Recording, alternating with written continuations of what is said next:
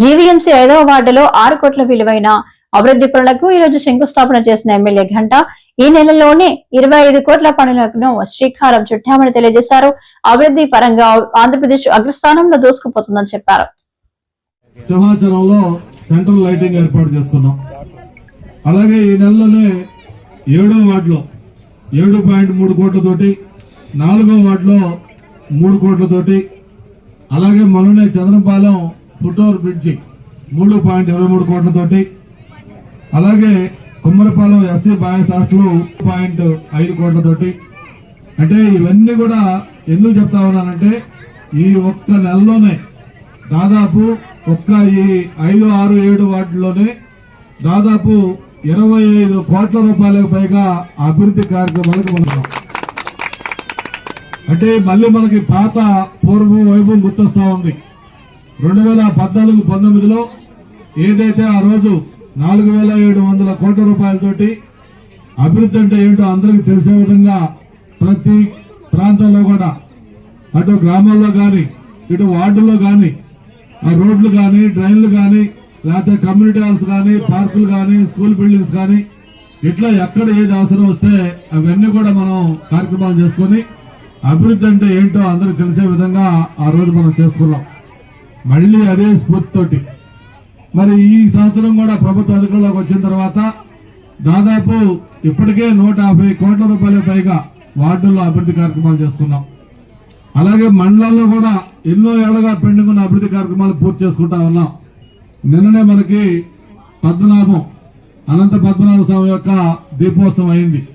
దాదాపు 2.5 లక్షల మంది భక్తులు దీపోత్సవానికి వచ్చారు. గతంలో దీపోత్సవంకి వస్తే అంతా అక్కడ గందరగోళంగా జరిగేది. అటువంటిది నిన్న ఎంత ప్రశాంతంగా సజావుగా సాగిందంటే సాయంత్రం మనం స్టార్ట్ అయిన దగ్గర నుంచి దీపోత్సవం పూర్తి చేసుకుని 9 గంటలకల్లా భక్తులు ఎక్కడ ఎలాంటి అసౌకర్యం లేకుండా ప్రశాంతంగా దేవుడిని దర్శనం చేసుకుని వాళ్ళందరూ కూడా తిరిగి మళ్ళీ కూడా ప్రయాణం కావడం జరిగింది. అంటే దానికి ప్రధాన కారణం ఏంటంటే ఎన్నో ఏళ్లుగా పెండింగ్ గా ఉన్న తిరుపతి ఘాట్ రోడ్ ఎలాగో పద్మనాభ స్వామికి కూడా ఒక ఘాట్ రోడ్ మనం నిర్మించుకున్నాం. 2014-19 ఆ సమయంలో మనం ఘాట్ రోడ్ స్టార్ట్ చేసి దాదాపు 75% పనులు పూర్తి చేశాం. కానీ దురదృష్టం ఏంటంటే ఆ తర్వాత వచ్చిన వైసీపీ ప్రభుత్వం ఆ 5 ఏళ్లలో మిగిలిపోయిన ఆ 25% పనులు కూడా కంప్లీట్ చేయకపోతే మళ్లీ మన ప్రభుత్వం వచ్చిన తర్వాత ఈ 16 నెలల్లో దాన్ని కంప్లీట్ చేశాం. అందుకే అన్ని లక్షల మంది భక్తులు వచ్చినా కూడా ఎక్కడా ఎటువంటి అసౌకర్యం లేకుండా కొండపైకి మొత్తం కూడా రోడ్డు బ్రహ్మాండంగా ఉంటే దాదాపు 1.5 లక్షల మంది ఆ ఘాట్ రోడ్డు మొత్తం కూడా చివరి దాకా భక్తులుండి ఎక్కడ రద్దీ లేకుండా తొక్కిసలాట లేకుండా ప్రశాంతంగా ఆ దీపోత్సవం చేసుకోవడం జరిగింది. అంటే ఎందుకు చెప్తా ఉన్నానంటే ఈ ప్రభుత్వంలో కొన్ని ప్రయారిటీస్ ఉన్నాయి. ఎక్కడ ఏ కార్యక్రమం చేయాలనేది ప్రభుత్వానికి ఒక స్పష్టమైన ఆలోచన ఉంది. ఆ పద్మనాభ స్వామి ఘాట్ రోడ్ కంప్లీట్ చేయాలని ఒక పట్టుదలతో దాన్ని మనం పట్టుకొని దాన్ని కంప్లీట్ చేసుకుంటే నిన్న దీపోత్సవం అంత చక్కగా జరిగింది. ఇలా అన్ని కార్యక్రమాలు అటు మండలాల్లో గాని అలాగే ఇక్కడ వార్డుల్లో గాని ఎక్కడ ఏ అభివృద్ధి కార్యక్రమం చేయాలనేది ఒక ప్రాధాన్యత క్రమంలో పెట్టుకొని అవన్నీ కూడా చేసుకుంటూ వస్తున్న విషయం మీకు ఈ సందర్భంగా తెలియజేస్తా ఉన్నాను. ఇవే కాదు ఇంకా అనే కార్యక్రమాలు చేయాలి. మొన్న మీ స్థానిక నాయకులు కూడా చాలాసార్లు చెప్పారు, కార్పొరేటర్ కూడా చాలాసార్లు చెప్పారు. ఏదైతే గతంలో మనం స్టార్ట్ చేసి అసంపూర్తిగా ఉన్నాయో మాస్టర్ ప్లాన్ రోడ్స్ చాలా చాలా ఇంపార్టెంట్ అయ్యాయి. అవి దాదాపు మనం ఆ రోజు అన్ని మాస్టర్ ప్లాన్ రోడ్స్ కూడా మనం ఆరంభించాం, కొంత వర్క్ కూడా చేశాం.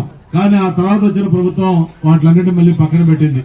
మళ్ళీ మనకి వాటిని పూర్తి చేసే అవకాశం మనకే ఆ దేవుడు ఇచ్చాడు. అందుకే నేను మళ్ళీ తొందరలోనే మున్సిపల్ మినిస్టర్ గారికి అలాగే జీవీఎంసీ కమిషనర్ గారికి పిఎంఆర్డీఏ కమిషనర్ గారితో జిల్లా కలెక్టర్ గారితో కలిపి ఒక మీటింగ్ పెట్టి ఏదైతే మన అసంపూర్తిగా మిగిలిపోయిన మాస్టర్ ప్లాన్ రోడ్స్ ఉన్నాయో అవన్నీ కూడా కంప్లీట్ చేయాల్సిన అవసరం ఉంది. మన రావులపాలెం 3 రోజుల పాటు ముఖ్యమంత్రి గారు యువ నాయకులు లోకేష్ బాబు గారు మొత్తం కూడా ఉండి ఒక పండగ వాతావరణంలో మొత్తం పెట్టుబడుల వరద మన ఆంధ్రప్రదేశ్కి వచ్చింది. మరి ఇక్కడ ఒక విషయం మీకు చెప్పాలి. ఏదైనా భారతదేశానికి ఎవరైనా పెట్టుబడి పెట్టాలని బయట నుంచి వ్యక్తులు వస్తే వచ్చిన 3 పరిశ్రమలు కానీ లేకపోతే ఐటీ కంపెనీల్లో కానీ ఒకటి ఆంధ్రప్రదేశ్కి వస్తూ ఉంటుంది.